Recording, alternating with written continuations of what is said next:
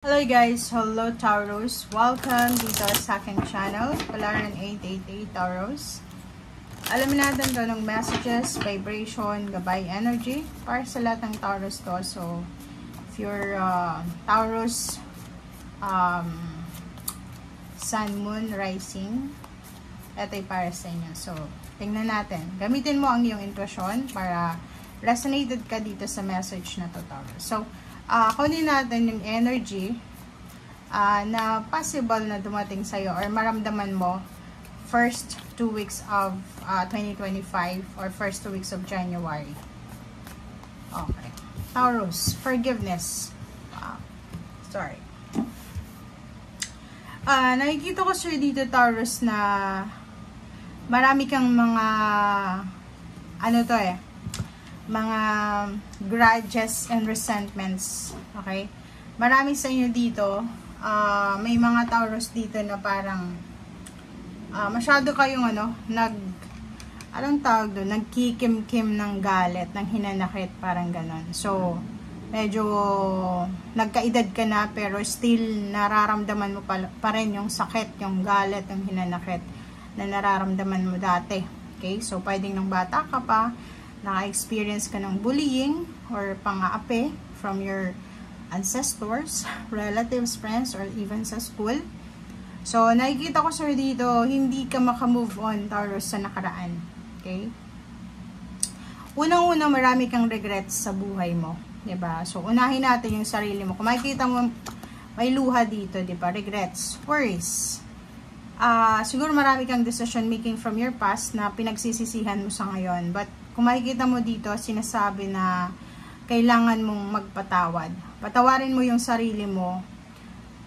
Kasi pag hindi na, like yung mga decision making natin from the past na pinagsisisihan natin, meaning nun, meron kang grudges against yourself. So, first of all, patawarin mo muna yung sarili mo. Okay? Kasi, lahat naman ng tao nagkakamali. Lahat tayo, meron tayong mga mistakes and failures, errors sa buhay. Walang perfect dito sa mundo. So, wag mong isipin na ikaw lang nagkakamali. Dito sinasabi, patawarin mo una yung sarili mo. Okay? Yung mga bad moves mo, bad actions, natural yan. Human being eh. Kaya nga nandito tayo sa mundo para matuto tayo. Everyday, parang leksyon yan sa buhay.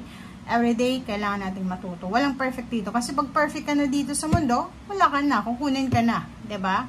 So, dito, sinasabi na let go of your past, let go of the past, and forgive your past, forgive yourself, others, kahit walang mga taong humihingi sila ng tawad. Patawarin mo sila. Mas magaan. So, parang sinasabi siya dito, pasukin mo yung 2025 na magaan ang iyong pakiramdam. Okay?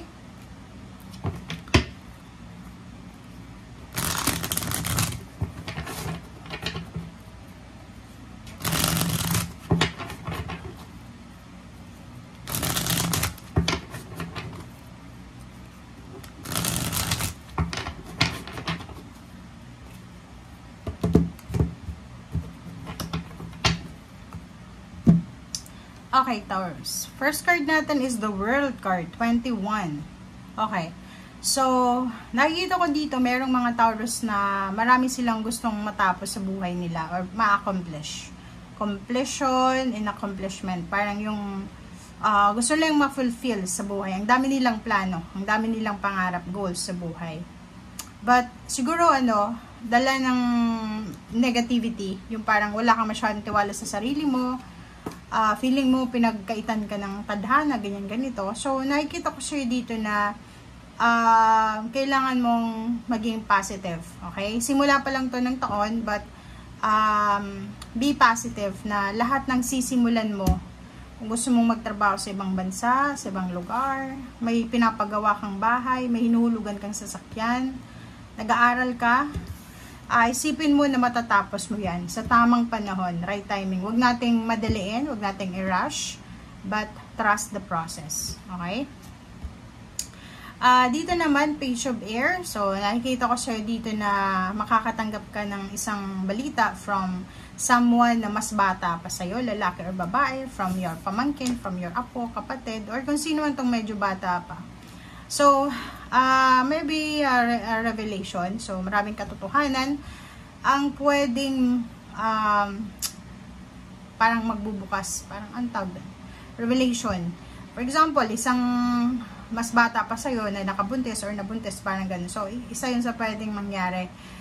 Dito naman sinasabi na isang decision making ang kailangan mong pag-isipan. Like, for example, if you're planning to get married, or magpatayo ng bahay, mag-invest sa bahay, sa sasakyan, or plano ng isang celebration, sinasabi siya dito na pag-isipan mong mabuti. Okay? But, maraming possibilities dito sa ibang Taurus na makakatanggap sila ng prosperity and abundance. Marami silang isa-celebrate. Like, for example, yung plano nilang pagpapatayo ng bahay, pag-aasawa, pagkakaroon ng anak, parang ganun, ay posibleng mangyari to within this year. Hindi lang ito ngayong first 2 half ng January. Kasi itong energy na to, ito siyang posibleng mangyari sa whole year. Okay? So, nakikita ko siya dito na hindi naman matatapos yung January sa buhay mo na nakafocus ka sa past mo. May mga pagkakataon din dito na magiging masaya ka kasi prosperous ka and kontento ka sa financial health mo. Okay?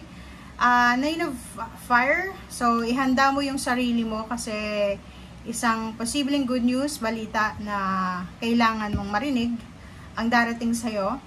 And itong balitang ito is kailangan dito ng power, energy, and action. So, pag-isipan mong mabuti yung mga ginagawa mong actions. Huwag mong sayangin yung energy mo, yung oras mo, okay? Matulog ng maaga, kumain ng tama, huwag mong sayangin yung energy mo sa mga hatred, resentment, parang gano'n. Okay, diba? So, kung ano man tong decision making na to, Taurus, be careful. Make sure na pag-isipan natin dito. Okay, eto. So, if may mga kailangan kayo ng advices, humingi kayo ng advices from someone na talagang reliable siya. Pwedeng water sign, Pisces, Scorpion, Cancer.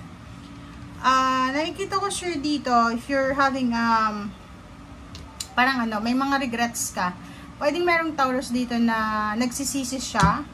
Pwedeng sa ginawa niya sa isang water sign na medyo may edad na sa kanya. Pwedeng mother, pwedeng tiyahin, pwedeng lola, pwedeng kapitbahay. Basta nakikita ko siya dito, Taurus, na disappointed ka. Parang nangihinayang ka. Okay? Kasi pwedeng nangihinayang ka sa mga nasayang mo na oras, or pwedeng nangihinayang ka na nawala yung magandang relationship mo with this water sign, Pisces, Scorpion, Cancer. Okay, 2 of Water. Yung 2 of Water natin is isang balita, napakagandang balita ang posibleng darating sa mag-asawa, mag-boyfriend, girlfriend na Taurus. And ang balitang ito ay pwedeng pagkakitaan, money. Okay, so ihanda mo yung sarili mo dahil if mag-asawa kayo, pwedeng yung anak nyo ay nakapasa sa isang exam, scholarship exam, or pwedeng kayong dalawa ay parehong nakapasa sa isang visa application, parang ganon, or anything na related sa travel or pangingibang bansa.